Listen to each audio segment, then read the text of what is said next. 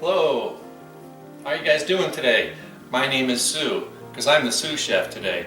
I've got my daughter Kaylee here, and she's got this great recipe that she's going to show us. It's her take on chicken pot pie. She loves cooking as much as I do, so I want to have her jump right in and show you what she's doing, what's going on, and let's have a fun time today.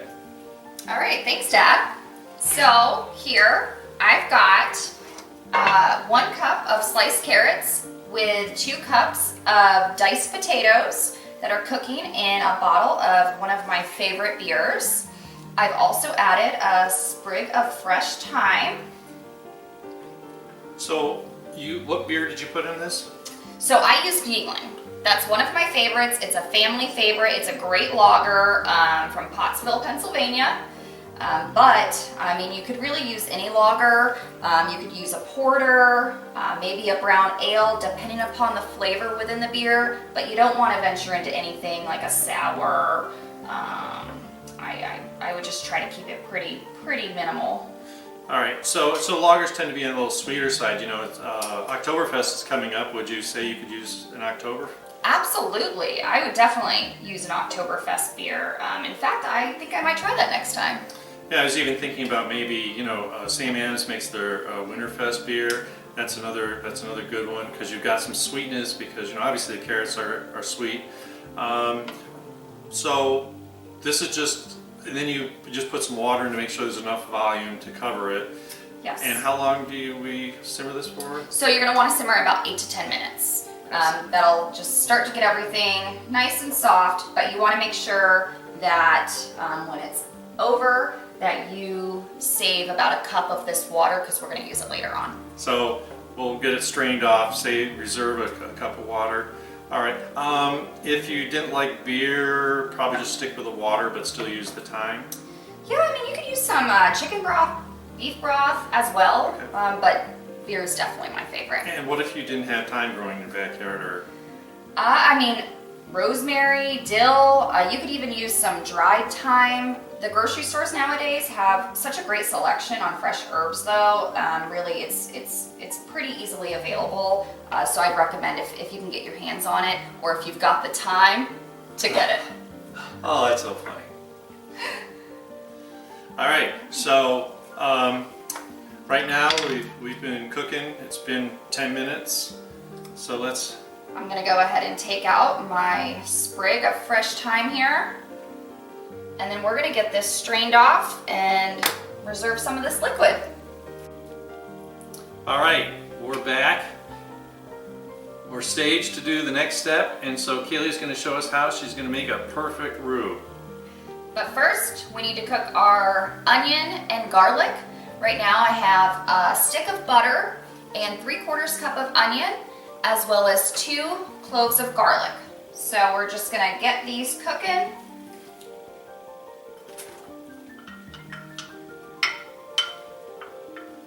So how long do you recommend cooking them for? I mean, just like a quick toss around, or? So you want to cook them until you could start to really smell the garlic and onion. And I love the smell of garlic. Ooh, so do I. Garlic definitely makes everything better. Remember that time when I was a little girl? And you've been into a garlic club? You convinced me. But you know what? I've loved garlic ever since. Right. It's heart healthy too. Yes. Alright, so we're just gonna cook this until the onions and garlic are tender. I can't quite smell it yet, but you can see that it looks like the onion's just starting to change consistency. You're going to notice they'll become a little bit more transparent. We used yellow onion. I like, you know, especially here we have access to, you know, Vidalias and other sweeter onions. I think it gets better results than the Spanish, which can be just a little bitter. All right, so it's bubbling up a little bit here. I think I'm starting to get a little whiff of that. Yeah. Nothing like when garlic hits the heat.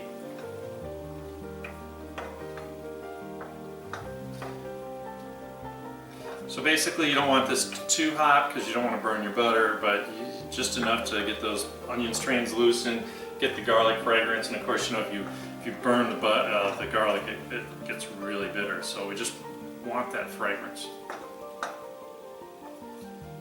I'm thinking that's smelling pretty good. What do you think, Dad? Yeah, I'm ready to take a bite. All right. So now I'm gonna add in my 3/4 cup of flour. Whisk that baby right I'm in. gonna start whisking this. It combines really nicely. I'm gonna turn my heat down a little bit here. So this is just basically a standard roux. Obviously, because you're putting so much in it, it's not going to be like a gravy roux. And you need to cook that flour for at least a minute before you start adding the liquid, because that's what gets that raw flour taste out of it. It's kind of gluey right now, but obviously as soon as you start adding some liquid, we'll be back on track. Yes. All right, so. I don't know about you, but I used to hate making roux because I was afraid of them getting lumpy. But you gotta use a whisk, it's the only way. So what are you gonna add first? Is there any order, or what kind of liquids do you use in this? So I'm gonna add my clear liquids first, to the best of my ability. We're gonna start out with a cup of chicken broth. You're gonna wanna slowly add it in.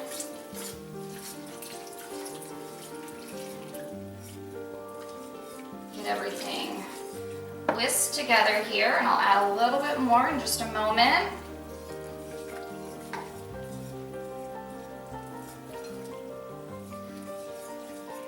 Okay. Making progress here.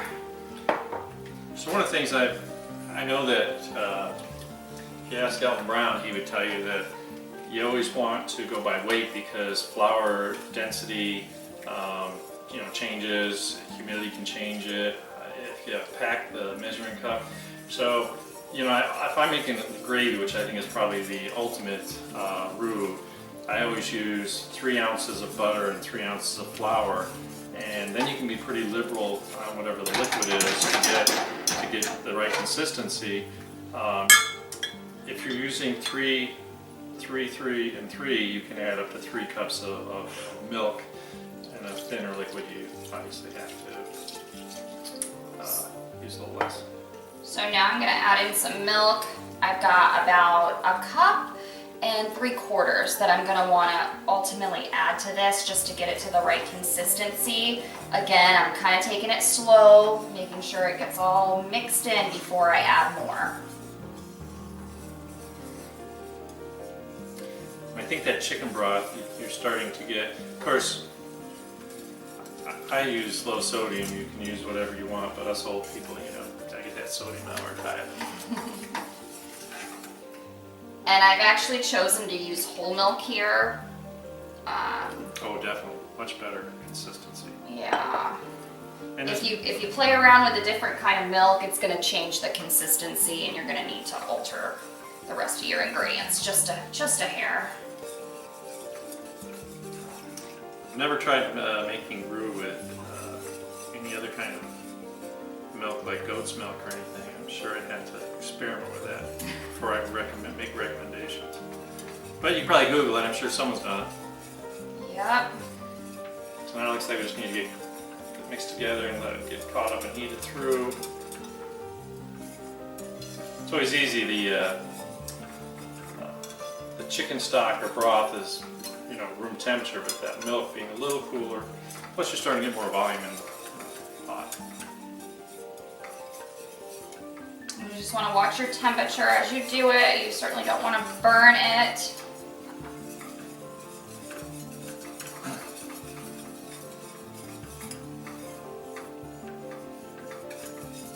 Picking up nice. It's looking good. All right. So I've also got some of my reserved beer water mixture that we cooked the potatoes and carrots in. And I would say that you could use about a cup of it. again, depending upon the consistency, but I think we're probably gonna use most of that cup here.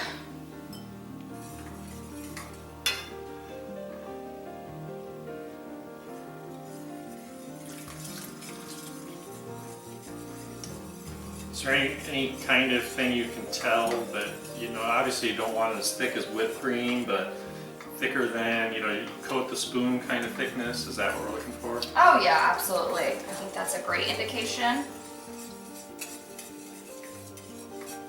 I like the color that's adding to it also.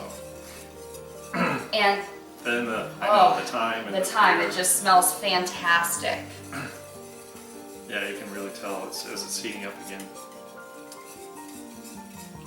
And what's great about cooking the vegetables in the thyme is now we're not adding that fresh thyme and getting all those little pieces, but we've still got that good flavor.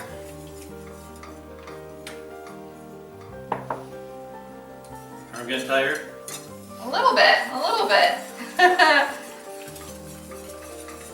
Got my workout for the day in, making my roux. You know what, I think we probably need a splash of black pepper. Get this going. Thank you.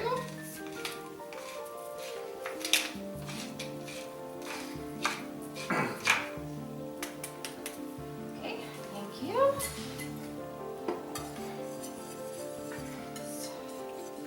So you think you're good on the liquid, or?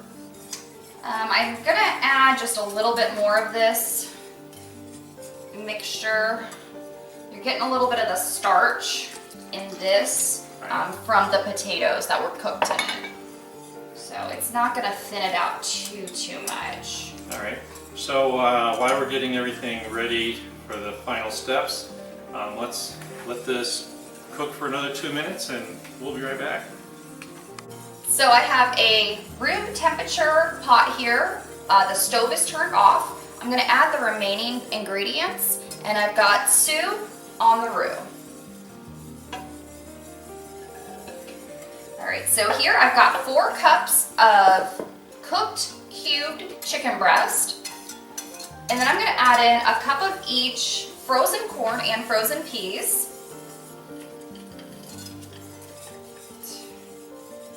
Right in there. And then we've got our cooked potatoes and carrots. You can really smell the thyme in the beer and that mixture. I think it really adds to it. It's a great idea. You gotta get creative with your cooking. So, as far as the chicken goes, does it matter? Like, just do you use, you know, white meat, dark meat, whatever's on sale? Any particular way you cook it? How do you do that? So most of the time I gravitate toward chicken breast. My kids prefer chicken breast over dark meat. So that's typically what I use, but I have been known to reuse a rotisserie chicken or two as well. All right, I think your roux is ready to rock and roll. All right, so if you can add this in for me. All right, see if I can do this without spilling it. So basically now we just need to let this cool down a little bit after you stir it around, get it mixed around. Yep. And obviously, because the potatoes in there that are part boiled, we don't want to make mush out of it, so we just want to gently... Just want to fold it in a little bit, combine the mixture. Okay, let's get this. Oh, beautiful. All right. This looks like a great inside of a chicken pot pie. I cannot wait to finish this. Let me get this out of the way.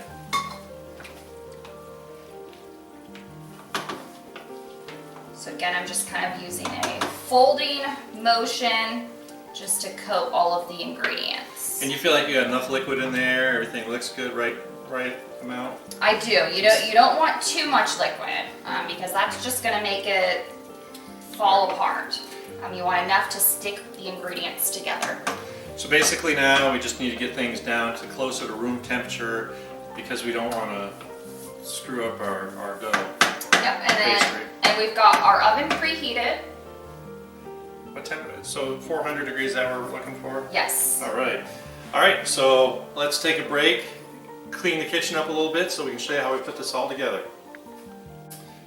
Wow, everything's cooled down, smells great. What do we do now? So now I'm just gonna ladle in my mixture into an 8x8 baking dish that I have sprayed with my organic 100% canola oil. Cool.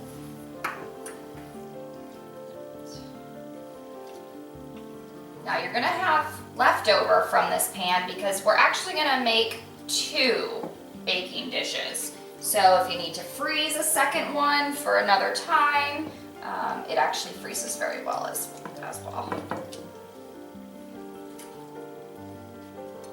I can still smell how, and I think people can't appreciate how good that mixture looks. Oh yeah. The garlic and onion with the thyme and beer.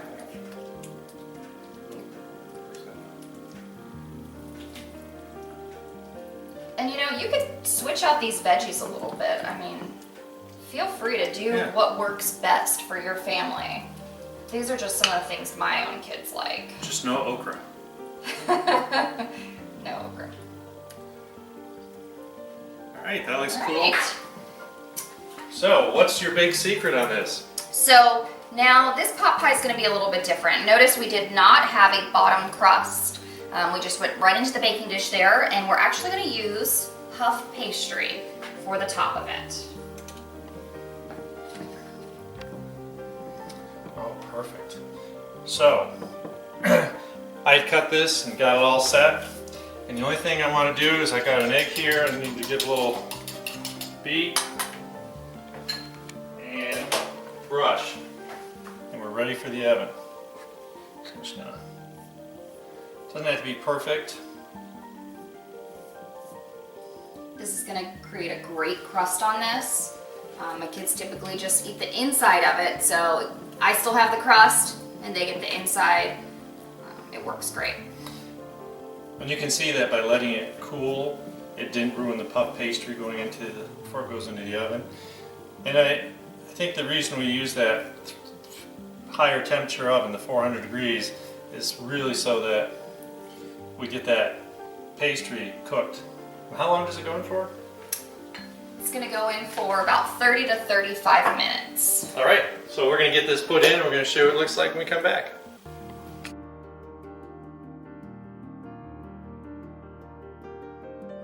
Alright, so we've taken our chicken pot pie out of the oven. We baked it for 35 minutes to make sure we get our crust nice and brown and flaky. And we're going to go ahead and see how it looks. Oh, look at that. Breaking through that puff pastry there. Oh, it smells so Hear good. it crackling.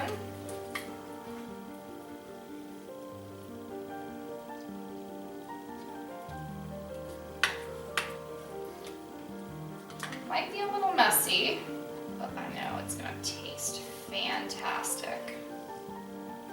And you can see how wonderful, you can see how nice that crust turned out. It's nice and brown.